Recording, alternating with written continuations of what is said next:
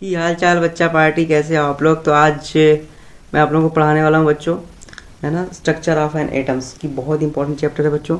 Exam भी नज़दीक आ गए हैं और आप लोग की भारी डिमांड की वजह से मैं लाया हूँ आप लोगों का ये फाइनल चैप्टर कंप्रेस करके, छोटा करके, है ना, आपको पढ़ाऊँगा। ऐसा नहीं कि आपको बहुत सारी चीज़ें बताऊँगा, नहीं, मेन चीज़ बताऊँगा बच्चों, मेन कॉन्सेप्ट बताऊँगा, है ना। और आप लोग बोलोगे पढ़ने के बाद कि हाँ सर आपने क्या बताया है, मज़ा आ गया सर। बच्चों मेरा वादा है, मेरी गारंटी है बच्चों कि एग्ज़ाम में बहुत सारे क्वेश्चन आएंगे जो मैं पढ़ाऊंगा बच्चों, तो ध्यान से देखना बच्चों, don't skip this video. Okay, introduction के बारे में जान लेते हैं कि क्या हम लोगों को पढ़ना है। हमें पढ़ना है बच्चों, all matter is made of atoms, यानी जितने भी हमारे मैटर्स हैं वो किससे बने बच्चों, छोटे छोटे एटम्स से बने हैं। एटम्स आर डिविजिबल, है ना, एटम्स डिविजिबल होता है ना। एटम्स के भी पार्ट होते हैं बच्चों, वो मैं बताऊंगा कौन कौन से होते हैं बच्चों, इलेक्ट्रॉन प्रोटॉन न्यूट्रॉन, वो तो मैं आपको बताऊंगा ही बताऊंगा। पहले समझ लेते हैं structure of atoms, explain chemical behaviour, ये भी पढ़ेंगे अपन बच्चों। फिर scientist contributed to the atomic models, यानी जो साइंटिस्ट एटॉमिक मॉडल को समझाने में मदद किए बताए हैं वो सारे एटॉमिक मॉडल्स हम आपको बताएंगे। यानी जितने साइंटिस्ट ने अपना एटॉमिक मॉडल खुद का दिया है उसके बारे में बच्चों हम लोग चर्चा करेंगे, जानेंगे, ठीक है, कि क्या कौन कौन से एटॉमिक मॉडल्स हैं, कौन से पढ़ने हैं, और ये मॉडल्स उन साइंटिस्टों के फेल क्यों हुए, क्या कमियां थी, वो सब जानेंगे बच्चों, ठीक है। तो चलिए चलते हैं। तो बच्चों देखिए हमारे सामने आया है जो पहली टॉपिक है, सब एटॉमिक पार्टिकल्स है। ये बहुत ही इंपॉर्टेंट है बच्चों। इसमें क्या है, हमें बच्चों बताया गया इलेक्ट्रॉन, प्रोटॉन्स और न्यूट्रॉन्स के बारे में, है ना, क्योंकि ये हमारे सब एटॉमिक पार्टिकल्स है। यानी हमने बताया था ना एटम्स को डिवाइड कर सकते हैं। एटम्स के 3 पार्ट होते हैं बच्चों, इलेक्ट्रॉन, प्रोटॉन और न्यूट्रॉन। मैं यहाँ पे बना दे रहा हूँ, ये हमारा न्यूक्लियस है बच्चों, देखो ध्यान से, और इसके चारों तरफ इलेक्ट्रॉन रिवॉल्व करता है। और न्यूक्लियस में बच्चों क्या होता है, प्रोटॉन होता है, और क्या होता है बच्चों, न्यूट्रॉन होता है। तो बच्चों इलेक्ट्रॉन पे कुछ ना कुछ चार्ज होता है, कितना होता है बच्चों, वो होता है बच्चों -1.6 इंटू 10⁻⁻19 कूलम, ठीक है। ये दुनिया का सबसे छोटा चार्ज है जो कि इलेक्ट्रॉन पे है ना। वो इलेक्ट्रॉन पे जो चार्ज है बच्चों कितना है, -1.6 इंटू 10⁻⁻19 कूलम। तो बच्चों इतना चार्ज प्रोटॉन पर भी होता है, लेकिन इसको ई प्लस से दिखाते हैं, वो पॉजिटिव होता है। कितना होता है बच्चों, 1.6 इंटू 10⁻⁻19 कूलम, ठीक है बच्चों। और बच्चों न्यूट्रॉन पे कितना चार्ज होता है, तो न्यूट्रॉन पे चार्ज नहीं होता है, उस पर चार्ज 0 होता है। तो अब हम बात समझेंगे मास की। तो बच्चों जो मास होता है, मास ऑफ इलेक्ट्रॉन, वो कितना होता है, कौन बच्चा बताएगा। कहेंगे सर मैं नहीं याद करता। तो बच्चे याद करना जरूरी है, बहुत इंपॉर्टेंट है, याद कर ले तो बढ़िया है, आगे बड़ा काम आएगा। तो वो होता है बच्चों 9.1 into 10⁻31 kg। Mass of proton और मास ऑफ न्यूट्रॉन लगभग बराबर होते हैं बच्चों। कितना होता है, वो होता है बच्चों 1.6 इंटू 10⁻27 kg, ठीक है। चलो, तो बच्चों ये था हमारा क्या, इलेक्ट्रॉन, प्रोटॉन, न्यूट्रॉन के बारे में कुछ बातें।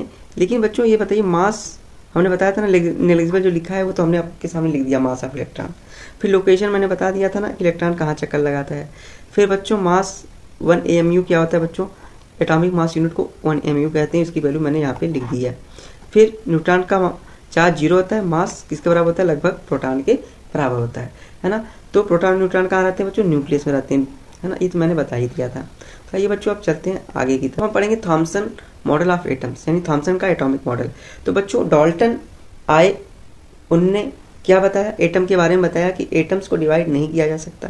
बट ऐसा नहीं था बच्चों, सबके अलग अलग अपने अपने मॉडल्स आए। थॉमसन ने अपने एटॉमिक मॉडल में क्या बताया, उन्होंने बताया कि atom is a positively charge sphere. Atom क्या है, एक पॉजिटिवली चार्ज स्फीयर है, yes. Electrons embedded in it, और जो इलेक्ट्रॉन्स हैं इसके अंदर धसे हैं, एम्बेडेड है, घुसे हुए लो, है ना। Also called plum pudding model, इस मॉडल को हम प्लम पडिंग मॉडल कहते हैं, या कहीं कहीं पे वाटरमेलन मॉडल कहते हैं, तरबूज मॉडल। इसमें क्या होता है, जैसे आपने तरबूज देखा है ना बच्चों, तरबूज में क्या होता है, लाल लाल पार्ट होते हैं ना, रेड पार्ट, उसके अंदर क्या होते हैं, काले काले बीज होते हैं ना, ब्लैक सीड्स का होते हैं ना।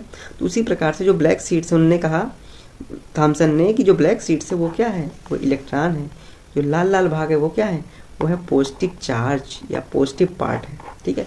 तो इस प्रकार से जैसे तरबूज मॉडल में काले काले बीज लाल भागों के बीच में धसे होते हैं, उसी प्रकार से ये जो इलेक्ट्रॉन्स हैं वो पूरे एटम्स के चारों अंदर, है ना, डिस्ट्रीब्यूटेड होते हैं, यूनिफॉर्मली डिस्ट्रीब्यूटेड होते हैं। उसी प्रकार से तरबूज के लाल भाग में काले काले बीज होते हैं, सीड्स होते हैं। उसी प्रकार से इलेक्ट्रॉन्स क्या होते हैं, पूरे एटम में धसे होते हैं। जो एटम्स का जो इलेक्ट्रॉन है वो तो नेगेटिव चार्ज हो गया, और जो बाकी जो पार्ट हैं एटम्स के वो क्या है, पॉजिटिवली क्या होंगे, पॉजिटिवली चार्ज हो गए, है ना। उनकी जो यानी उनका उन पे जो चार्ज है वो पॉजिटिव चार्ज है, इलेक्ट्रॉन पे नेगेटिव चार्ज है। इस तरीके से मिलकर के ये क्या बना रहे हैं, हमारा एटम्स बना रहे हैं, ठीक है। तो बट हुआ क्या बच्चों, ये मॉडल फेल हो गया, उतना नहीं चला। क्यों, क्योंकि could not explain the scattering experiment, ये स्कैटरिंग एक्सपेरिमेंट को बता नहीं पाया। लेकिन सर ये स्कैटरिंग एक्सपेरिमेंट क्या है, ये बच्चों बात हो रही है रदरफोर्ड के अल्फा स्कैटरिंग एक्सपेरिमेंट के बारे में। अल्फा रे का है ना, अल्फा स्कैटरिंग एक्सपेरिमेंट किया था रदरफोर्ड ने, उसके बारे में बात हो रही है। वो उसके जो फिनोमेनन हुए थे उसको जो वो एक्सप्लेन नहीं कर पाया, उस पर ये खरा नहीं उतर पाया, इसलिए ये मॉडल फेल हो गया, ठीक है बच्चों। आइए अब हम चलते हैं, आगे बढ़ते हैं। रदरफोर्ड का एटॉमिक मॉडल क्या कहता है बच्चों, एटम है small dense positively charge nucleus. Atom अगर हमने बताया था ना, एटम्स क्या है, एटम्स के पास बीच का जो भाग होता है बहुत ही छोटा, घना और पॉजिटिवली चार्ज होता है, और इसके चारों तरफ क्या होता है, रिवाल्व, इलेक्ट्रॉन रिवाल्व अराउंड द न्यूक्लियस, और न्यूक्लियस के चारों तरफ इलेक्ट्रॉन्स क्या करते हैं, रिवाल्व करते हैं, चक्कर लगाते हैं।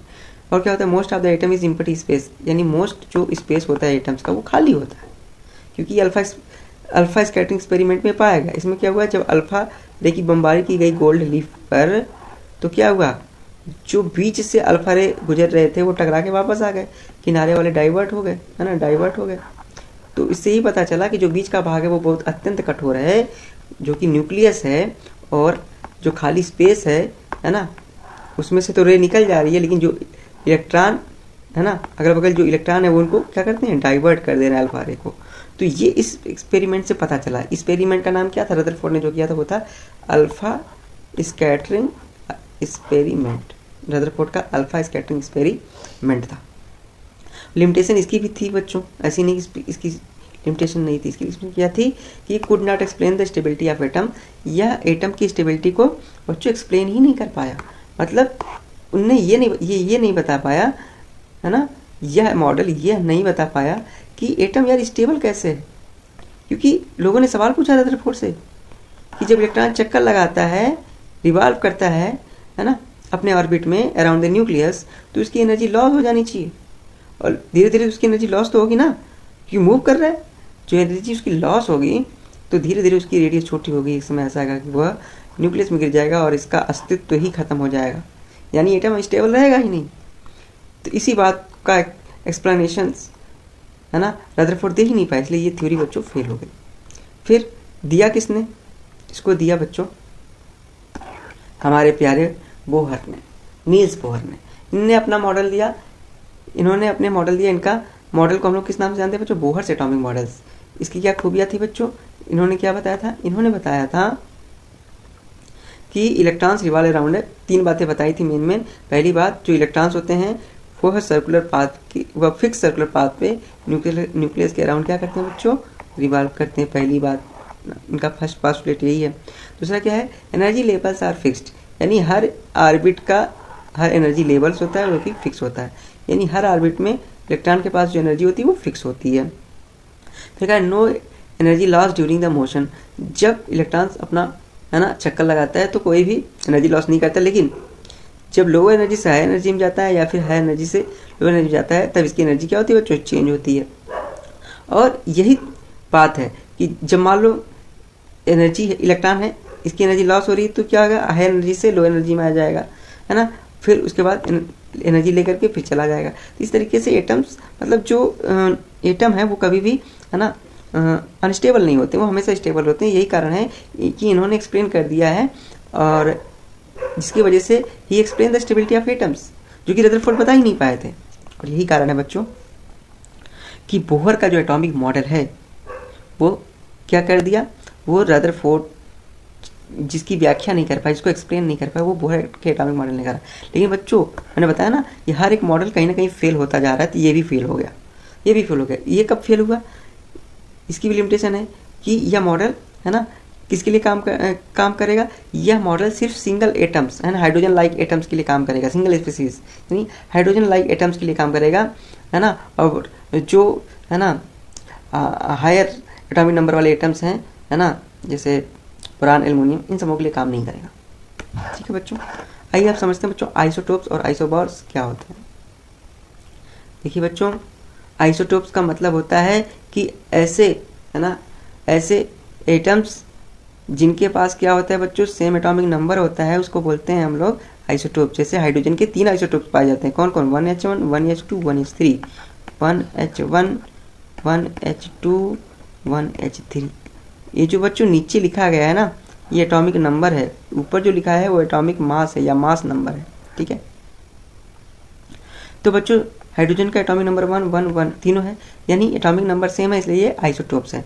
तो इनके नाम भी अलग हैं। 1H1 को क्या बोलते हैं बच्चों, प्रोटियम। ठीक, 1H2 को क्या बोलते हैं, ड्यूटेरियम। 1H3 को ट्राइट्रियम। ठीक है, तो इस तरीके से अलग अलग नाम है ना। तो इनके एटॉमिक नंबर सेम होने की वजह से ये क्या है बच्चों, ये आइसोटोप्स हैं। आइसोबार में क्या होता है बच्चों, जस्ट उल्टा होता है, इसमें एटॉमिक नंबर सेम नहीं होते हैं, बल्कि मास नंबर क्या होते हैं, सेम होते हैं। ठीक है, जैसे यहाँ पर लिया ना, कैल्शियम Ca 40 और आर्गन 40।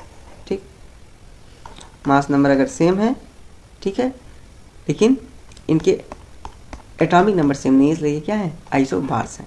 ठीक है बच्चों, आइए आगे समझते हैं। एक और एग्जांपल ले सकते हो तुम, कहोगे सर कौन सा, बता दे रहे हैं। एक होता है 2He3 और एक लिख सकते हो 1H3। ये देखो 2, 1, ये क्या है, एटॉमिक नंबर सेम है नहीं, लेकिन एटॉमिक मास क्या है, मास नंबर क्या है इनके, सेम है, इसलिए ये क्या है, आइसोबार है। ठीक है, ये लास्ट टॉपिक क्या है बच्चों, इलेक्ट्रॉनिक कॉन्फ़िगरेशंस, यानी distribution of electron in the shells कैसे डिस्ट्रीब्यूट होते हैं। मैंने बताया था 2n², यानी मान लो n बराबर 1 फर्स्ट ऑर्बिट, n बराबर 2 सेकंड ऑर्बिट, है ना। तो बच्चों हर ऑर्बिट में जो इलेक्ट्रॉनों की जो है ना भर्ती होगी, डिस्ट्रीब्यूशन होगा जिसको बोलते हैं, वो कैसे होगा, फार्मूला 2n² से ना। n बराबर 1 के लिए इलेक्ट्रॉन कितने होने चाहिए बच्चों, 2, n बराबर 2 के लिए दूसरे ऑर्बिट के लिए कितने होंगे, 2n² है ना, तो कितना हो जाएगा, 2 का स्क्वायर 4, 4 दूना 8, इस तरीके से 2, 8, 18, 32 के हिसाब से हो जाएंगे। तो बच्चों इस तरीके से एग्जाम्पल लिया है। सोडियम के लिए क्या हो जाएगा बच्चों, 2, 8, 1 हो जाएगा, क्योंकि सोडियम का 11 होता है ना, एटॉमिक नंबर तो 11 होता है, तो इलेक्ट्रॉन कितने चाहिए, 11 चाहिए, तो पहले में कितने आने चाहिए, 2, दूसरे ऑर्बिट में 8 और लास्ट यानी आउटर मोस्ट ऑर्बिट में 1 इलेक्ट्रॉन होना चाहिए। तो इस तरीके से बच्चों हमारा इलेक्ट्रॉनिक कॉन्फ़िगरेशन हो जाएगा। ठीक है, थ्योरी कितना भी पढ़ लो, आपको क्वेश्चन आंसर तो पढ़ना ही पड़ता है। यस, तो पहला क्वेश्चन है बच्चों कि हु डिस्कवर्ड द इलेक्ट्रॉन, याद कर लेना बच्चों, जे थॉमसन। जे थॉमसन ने इलेक्ट्रॉन की खोज की थी, कब, 1897 में। हु डिस्कवर्ड न्यूक्लियस, न्यूक्लियस की खोज किसने की थी, तो बच्चों रदरफोर्ड ने की थी अपने एक्सपेरिमेंट के द्वारा, अल्फा स्कैटरिंग एक्सपेरिमेंट। फिर what is atomic number, atomic number क्या होता है, तो बच्चों किसी भी एटम में जो टोटल नंबर ऑफ प्रोटॉन्स होते हैं बच्चों, है ना, जो नंबर ऑफ जो प्रोटॉन होते हैं बच्चों, वही हमारा एटॉमिक नंबर होता है, इसको जेड से रिप्रेजेंट करते हैं या दिखाते हैं। ठीक है, आइए आगे चलते हैं। क्या बात है, क्वेश्चन आंसर तो खत्म ही नहीं हो रहे हैं, क्या बात है बच्चों, ऐसे ही लगे रहो।